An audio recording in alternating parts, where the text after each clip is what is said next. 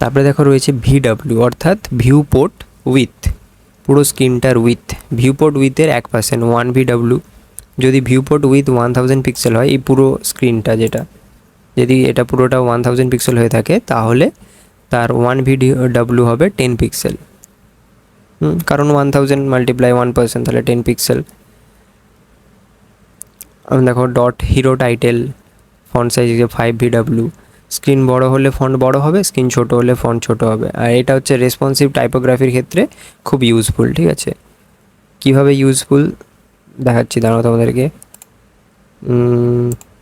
এখানে কি আছে, আমাদের হ্যালো ওয়ার্ল্ড আছে, তো H1-এ পিটাকে আমরা করলাম, কমেন্ট করে দিলাম।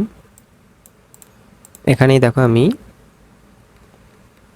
এটাকে কমেন্ট করে দিয়েছি, কারণ তোমাদেরকে কোড দিতে হবে। আর এখানে ফন্ট সাইজ আমরা করলাম 2 VW, অর্থাৎ ভিউ উইথের 2%, এরকম দেখাচ্ছে। এবার যখন আমি সাইজটা কমাবো, দেখো টেক্সটের সাইজটাও কমে যাচ্ছে। পার্সেন্টেজে হচ্ছিলো, কিন্তু পার্সেন্টেজের থেকে পার্সেন্টেজ হচ্ছে যে রুট এলিমেন্টে হচ্ছিলো HTML-এর ওপরে, আর এটা হবে তোমার একদম পুরো ভিউ পোর্টের ওপরে, তোমার স্ক্রিন সাইজ অনুযায়ী ছোট হয়ে যাচ্ছে। আর যে লাইক 20 VW দিলাম, তাহলে ফন্ট সাইজটা অনেক বড় হয়ে যাবে। তাই হয়েছে। ইন্সপেক্ট করব, ছোট করব, টেক্সট সাইজটাও ছোট হয়ে যাবে। ঠিক আছে, তাই বললাম এই যে রেসপন্সিভ টাইপোগ্রাফির ক্ষেত্রে খুব হেল্পফুল এটা।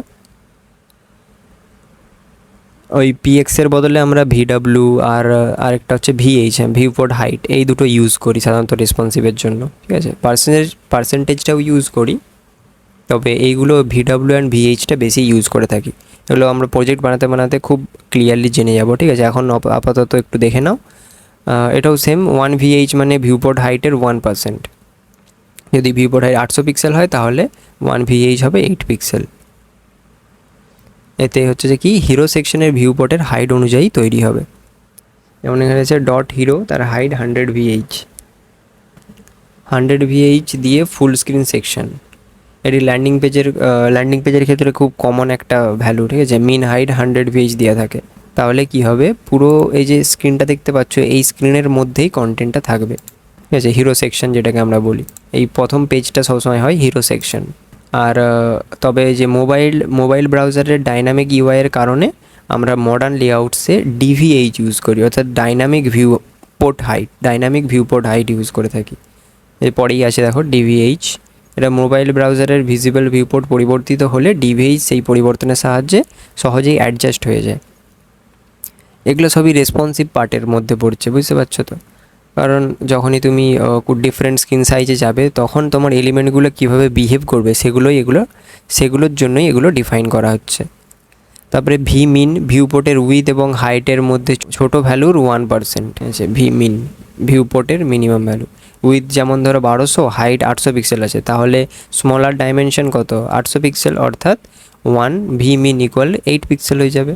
আর VMAX-এর ক্ষেত্রে কি, ভিউপোর্টের উইথ এবং হাইটের মধ্যে বড় ভ্যালুর 1% VMAX দিলে। 1200 পিক্সেল বেশি, তো 1200 পিক্সেলের 1 VMAX মানে 12 পিক্সেল। তারপরে CH, এটা হচ্ছে ক্যারেক্টার বেস সাইজিংয়ের জন্য ইউজফুল, অতটা ইউজ হয় না, দেখে রাখতে পারো। তারপরে ইউনিটলেস ভ্যালু বলছে কিছু CSS প্রপার্টিতে আমরা ইউনিটলেস ভ্যালু দিই। আগে দেখেছি আমরা, যেমন ফন্ট ওয়েটের ক্ষেত্রে আমরা 600, 500, বোল্ডও ইউজ হয়, কিন্তু 600, 500 আমরা দিচ্ছিলাম। ঠিক আছে, তারপরে লাইন হাইট হয় একটা, লাইনের হাইট কত থাকবে, লাইন হাইট গ্যাপ কত থাকবে, সেখানে আমরা এরকম ইউনিট ছাড়াই নাম্বার দিতে পারি। ঠিক আছে, আর জিরোর ক্ষেত্রে ইউনিট অপশনাল। জিরোর ক্ষেত্রে যে মার্জিন আমরা যে এখানে দেখেছিলাম, এই যে মার্জিন 0, প্যাডিং 0 দিয়ে রেখেছি, তো PX এখানে না দিলেও CSS ঠিক ক্যালকুলেট করে নেবে। তারপরে কি এটা রয়েছে দেখো, একাধিক ইউনিট কম্বাইন করতে আমরা হচ্ছে ক্যালসি ফাংশন ব্যবহার করে থাকি। অর্থাৎ এখানে উইথ ক্যালকুলেট করার জন্য এটা অনেক সময় ব্যবহার হয়। ক্যালসি যেমন 100% থেকে মাইনাস করছে 40 পিক্সেল, যেখানে 2 ধরনের ইউনিট একসাথে কাজ করছে। এরকম ফাংশন কিছু রয়েছে, এগুলো পরে দেখবো আমরা। ঠিক আছে, এখন এগুলোকে তেমনভাবে দেখার জন্য কিছু নেই। তারপরে একটা রয়েছে ক্ল্যাম্প ফাংশন, এটা রেসপন্সিভ সাইজের জন্য ইউজ করা হয়। স্ট্রাকচারটা এরকম, মিনিমাম প্রথমে ভ্যালু থাকে একটা, তারপর প্রেফার্ড ভ্যালু, দেন ম্যাক্সিমাম থাকে। ঠিক আছে, ফন্টটা হচ্ছে এটা যদি আমরা ফন্ট সাইজের ক্ষেত্রে ইউজ করি, ফন্ট ভিউপোর্ট অনুযায়ী স্কেল করবে, কিন্তু নির্দিষ্ট মিনিমাম আর ম্যাক্সিমাম হাইটের বাইরে যাবে না। তাই হওয়া উচিত, মিনিমাম ম্যাক্সিমাম তাই দেওয়া, যাতে এই ভ্যালুর নিচে বা উপরে না যায়। এগুলো প্রজেক্ট করার সময় আমরা জানবো। দেখো প্র্যাকটিক্যাল এক্সাম্পল রেসপন্সিভ হিরো দেওয়া রয়েছে একটা, এটা দিয়ে আমরা দেখে নিই চলো আপাতত, তারপরে আরও এখন প্রজেক্ট বানাবো ক্লিয়ারলি, তখন দেখে নেব। তো এটার জন্য আমাদেরকে আগে HTML এলিমেন্টটা ক্রিয়েট করে নিতে হবে, দাঁড়াও। তো এখানে দেখো আমরা এলিমেন্টগুলো নিয়ে নিলাম, আপাতত এরকম দেখাচ্ছে। এরকম কেন দেখাচ্ছে, তার জন্য এই যে মিন হাইট আমরা 100 dph দিয়েছি, ঠিক আছে, ডাইনামিক ভিউপোর্ট হাইট। তো এই পুরো ফুল স্ক্রিনটাই মিনিমামটা নেবে, যদি কন্টেন্ট আমাদের বেশি থাকতো তাহলে বোঝা যেত, ঠিক আছে। আর এই যে দেখো প্যাডিং দিয়েছি আমরা VH আর VWতেই। ভিউপোর্ট হাইট এটা হাইটের প্যাডিং, আর ভিউপোর্ট উইথ এটা হচ্ছে উইথের প্যাডিংটা 5 করে দিয়েছি আমরা, তার জন্য এরকম প্যাডিংটা এসেছে। তো এবার যদি আমরা ইন্সপেক্ট করে এটাকে দেখো দেখি, এই যে সবুজ মতোটা এটা প্যাডিং। এবার যদি রেসপন্সিভ করি আমরা, দেখো প্যাডিংটা কিন্তু সেম থাকছে, ভিউপোর্ট অনুযায়ী ঠিক নিয়ে নিচ্ছে এটা, দেখতে পাচ্ছ। তারপরে দেখো আমরা কি করেছি, H1 ফন্ট সাইজ ওই ক্লেম্পটা ইউজ করেছি, ঠিক আছে, 2 rem 6 VA হলো আর 5 rem। তো দেখো টেক্সট সাইজটা বড় হয়ে গেল, তবে মিনিমাম আর ম্যাক্সিমাম ভ্যালুর বাইরে যাবে না, ঠিক আছে, 2 rem কম হবে না আর 5 rem বেশি হবে না। যখন ইন্সপেক্ট করে আমরা দেখব, এটা কমালে দেখো সাইজটা কমছে কিছুটা, বাড়াচ্ছি যখন স্ক্রিনটা তখন বেড়ে যাচ্ছে। এগুলোই হচ্ছে সুবিধা এই VW আর VHগুলো ইউজ করার ক্ষেত্রে, ঠিক আছে। তারপরে P এর ক্ষেত্রে দেখো ম্যাক্স উইথ দিয়েছি 60 CH আর ফন্ট সাইজ 1.125 rem, ঠিক আছে। তাই দেখো ম্যাক্স উইথ যেহেতু 60 CH দিয়েছি, তাই উইথটা এরকম নিচে চলে এলো লেখাগুলো, আচ্ছা। রেসপন্সিভ করলে এরকম হয়ে যাচ্ছে, আরও ছোটো করলে লেখাগুলো আরও ছোটো হয়ে যাচ্ছে, ঠিক আছে। তো স্ক্রিন এগুলো প্রত্যেকটাই হচ্ছে ভিউপোর্ট সাইজ, অর্থাৎ স্ক্রিন সাইজ অনুযায়ী নিজেদের তার উইথ হাইট নিয়ে নিচ্ছে অ্যান্ড রেসপন্সিভলি কাজ করছে পুরোপুরি। যদি আমরা PXTX রাখতাম তাহলে এই সব লেখা টেক্সট ওভারল্যাপ করে যেত, হয়তো এই স্ক্রিন থেকে বাইরে বেরিয়ে যেত, রেসপন্সিভ হতো না তখন। আমি বুঝতে পারছি তোমরা হয়তো ক্লিয়ারলি বুঝতে পারছো না এগুলো, আমিও যখন প্রথম শিখেছিলাম ঠিকঠাক বুঝতে পারিনি, বাট যখন প্রজেক্ট বানাচ্ছিলাম আস্তে আস্তে তখন সব ক্লিয়ার হয়ে যাচ্ছিলো। তো ইন ফিউচার আমরা আরও প্রজেক্ট বানাবো, তখন খুব ভালোভাবে এগুলো বুঝতে পেরে যাবে তোমরা, ঠিক আছে। তো এখানে লেখা আছে দেখো কোন ইউনিট কখন ব্যবহার করবে, এগুলো একটু পড়ে নিও, ঠিক আছে। কুইক কম্প্যারিজন দেওয়া রয়েছে, কমন মিস্টেক কিছু রয়েছে, এগুলো দেখে নিও, মাথায় রাখবে, ঠিক আছে।